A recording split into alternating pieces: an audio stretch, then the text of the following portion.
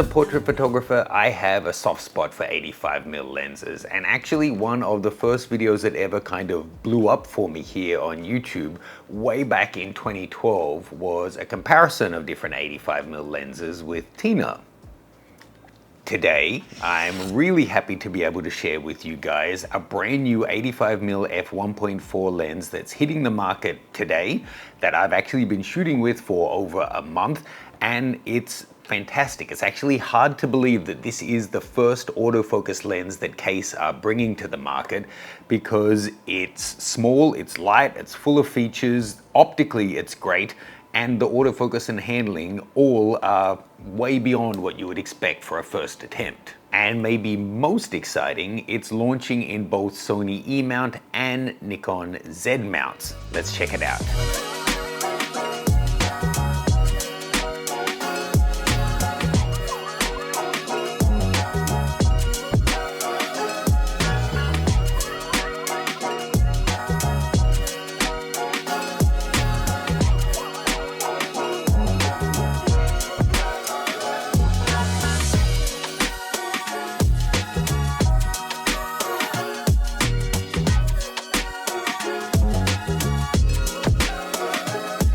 This was our first time shooting with model Hana, and she was lovely and it was so productive. We were able to test out the Case 85 lens in a bunch of different situations there at the beach.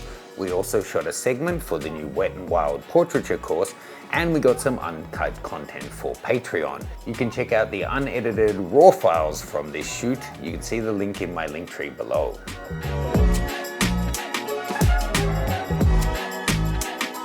Okay, so I just repacked this to show you guys what's in the box because I've been shooting with it for a while. But I have to say, when I first got it, I thought maybe they had sent me more of a influencer gift box than just the retail packaging, because it's got so many little extras in there.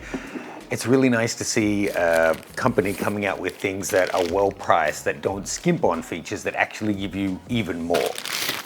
First of all, as you would expect, we've got the lens, the hood, your regular kind of cap, recap, you've got the lens. But that's not all what's in the box. It also comes with a lens pouch, which actually I do find these quite handy. I'm often traveling with things not in properly divided bags, so having something to keep them separate is nice. Your spec sheet, warranty card, little thingy thing, and then the first hint of what is really exciting about Case in particular bringing out a lens. It comes with a second front lens cap, but this one, unlike the traditional one, it has no finger imprints there, because the other one that it comes with is magnetic. And that's the giveaway here. Why I'm so excited, especially for Case to be entering in the market, well, let's take a look. You see in the lens thread there, we've got kind of a filter in there. That is a magnetic inlay. Now, these guys, I'm sure you've seen something like this. These are magnetic filters that then you can stack on top of them, that kind of thing. Well, a lot of brands make them now, but Case actually pioneered this like a decade ago or something. And this comes with the inlay there, so then you can use a magnetic cap, or you can throw straight on all of your different filters without having to screw anything in.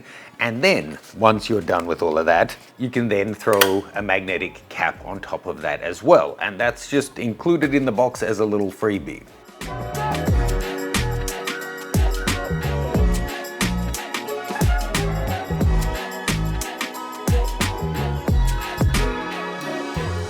So I'm sure you can see the value in a company that is pioneering and innovating in lens filters coming into the actual lens design rather than just the filters themselves.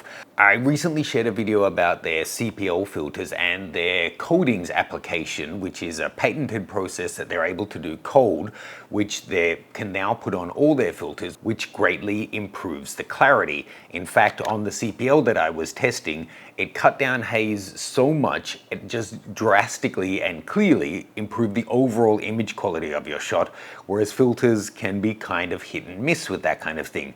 The Case ones are just working great, so seeing them bring that kind of technology to an overall lens system is exciting, and it doesn't end there.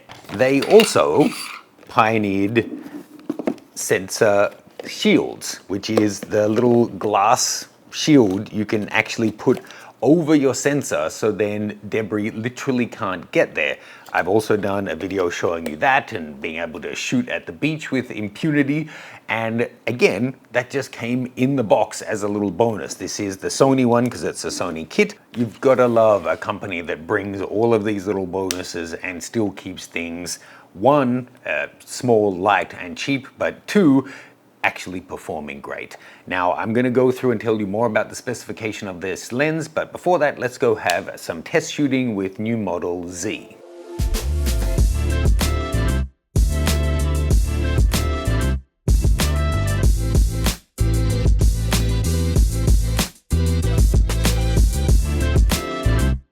I met up with Z for our first shoot. We shot a range of different stuff, including some boudoir in the hotel, some art nude content that you can check out over at Patreon Uncut,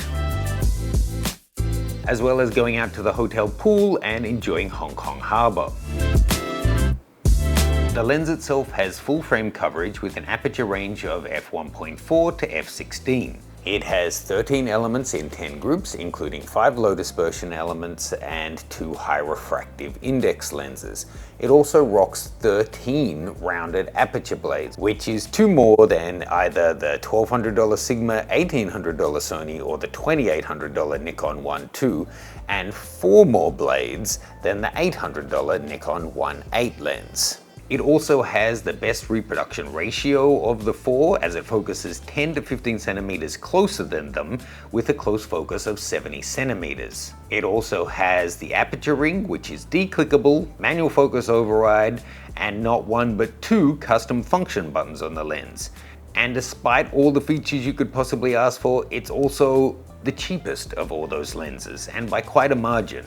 At the end of the day, it all comes down to image quality, and in my testing so far, I'm really impressed by how this lens is performing, but I thought let's compare it to 2 of the cheaper E-mount options, the Sigma 1.4 and the original G Master 1.4, and see how the case is doing.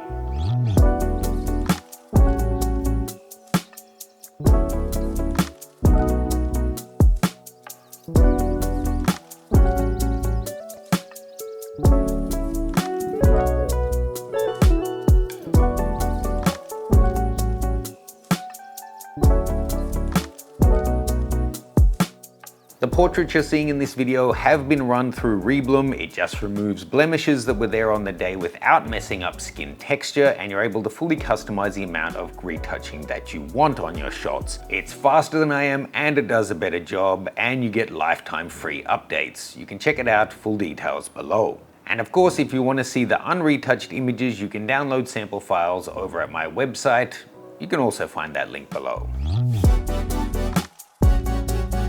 Okay, so we've tested the 85 on a bunch of different models so far, but the real test for anything on the internet is how does it do with kittens?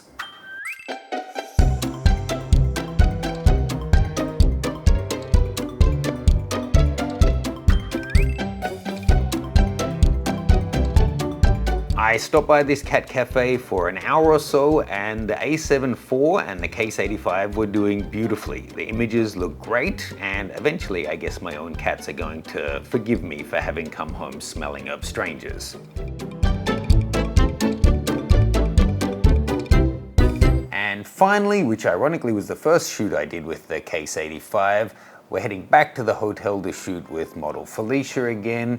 Here we were shooting a bunch of different content outdoors, by the window, and also doing some experimental shots using different fabrics, which you'll also see more behind the scenes over at Patreon.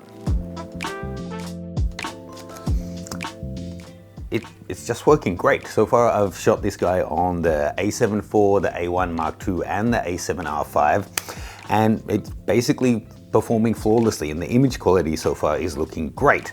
Unfortunately, I can't talk specifics on price because the back and forth with tariffs between Asia and America at the moment, it's a bit up in the air, but certainly it's going to be much cheaper than the competition, so looks like a great option.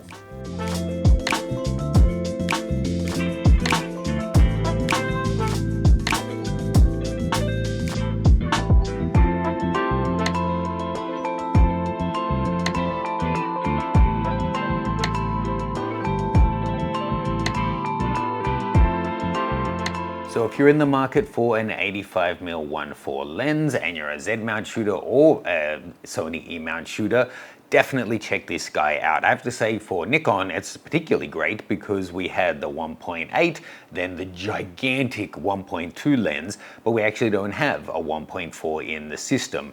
Sony has a bunch of options, but I don't know that any of them offer the same kind of specification, options, build quality, and image quality at such a great price. Certainly not with all of the benefits, including the inlay and the double custom function buttons and the sensor shield and all of that good stuff. If you have any questions about this guy, let me know. Thank you to Case for sending this one out so I could check it out early. I can't wait to get one sent out for Nikon Z mount so I can add it to my regular shooting kit. Cheers guys, I'll see you soon.